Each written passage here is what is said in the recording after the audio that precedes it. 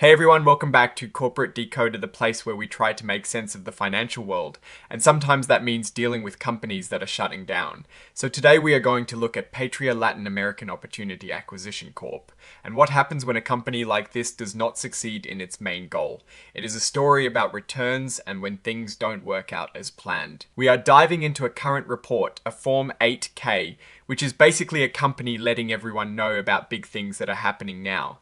And for Patria Latin American Opportunity Acquisition Corp, what is happening is a shutdown of sorts for its main operations as an acquisition vehicle. The key date here is the 14th of September 2025.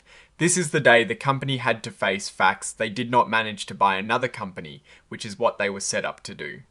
This didn't happen by the deadline. This company, like many special purpose acquisition companies or SPACs, raised money from investors to find and merge with a private company. They are like a blank check to go out and make a deal. They were set up in the Cayman Islands, a common place for offshore financial dealings. Their commission file number is 001-41321, a standard identifier for their filings with the US Securities and Exchange Commission, or the SEC. So, what happens when the SPAC does not find a company to buy? This filing tells us exactly that because they did not complete a business combination by their deadline. The 14th of September 2025, they are now going to give back the money to the people who invested in them initially. They are redeeming, which means buying back all the Class A ordinary shares. These shares were part of the units sold when the company first went public.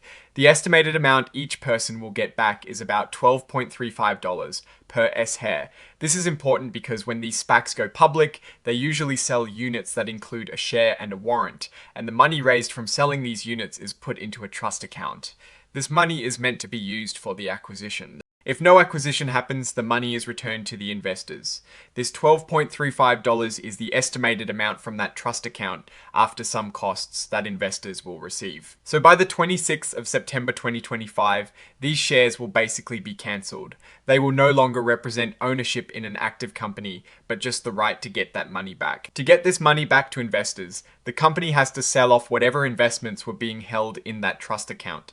Think of it like emptying a piggy bank to give everyone their money back. This money, once sold, will be held in an account that does not earn any interest. It is just sitting there, waiting to be handed out. If you were a direct shareholder, meaning your name was directly on the records, you would have to send your shares in to the transfer agent, Continental Stock Transfer and Trust Company, to get your share of the money. But if you held your shares through a broker, like in a typical investment account, you do not need to do anything. Your broker will handle it and you will automatically receive your money.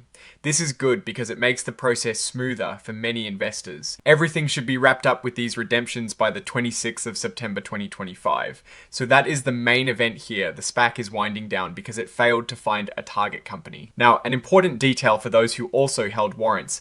Warrants are like options that give you the right to buy shares at a certain price. In this case, the warrants will not get any money back and they will essentially expire worthless. This is a common outcome when a SPAC deal fails. The report also includes what are called forward-looking statements. These are statements about what the company expects to happen in the future. Companies include these to protect themselves legally. They are basically saying, hey, we think this will happen, but there are risks involved, and things could change. They warn that these future predictions depend on many things outside of their control. They often refer to risk factors outlined in other SE filings. It is like saying we hope to achieve our goals, but a lot of things could go wrong. The report is signed off by Jos Augusta Gonçalves de Araujo Teixeira, who is listed as the Chief Executive Officer. This is the final confirmation from the company officers that this information is accurate. This filing is basically the official notice that the SPAC is returning funds to investors because it did not achieve its primary objective of acquiring another business. For investors, it means getting most of their initial investment back, but also losing the potential upside they were hoping for by investing in a future merger. The warrants, however, are likely worthless. So what is the story here? It is a common but often disappointing reality for SPAC investors. Many SPACs are created with the promise of high returns, especially in a hot market. However, the challenging process of finding a suitable company to merge with and getting regulatory and shareholder approval can be very difficult. When SPACs fail to make a deal, they are required to return the invested capital. This particular SPAC, Patria Latin American Opportunity Acquisition Corp, has followed that path. The estimated $12.35 return per share is a decent recovery of the initial offering price, which was likely around $10 initially for the unit. This suggests that while they could find a target, they managed the trust fund prudently. The loss for investors here is not the principal amount, but the opportunity cost the potential profits they could have made if the SPE had successfully merged with a promising company. The fact that the warrants have no value is also a significant loss for those who held them. Warrants are speculative instruments, and their value is typically tied to the success of the underlying business combination. In conclusion, Patria Latin American Opportunity Acquisition Corp is winding down its operations as a SPAC by returning capital to public shareholders. While this isn't the success story investors hoped for, it indicates a responsible wind-down process. The main takeaways are that investors get most of their money back, but their warrants are likely worthless. This highlights the inherent risks of SPAC investments and the importance of understanding the typical outcomes when a SPAC fails to complete its mission.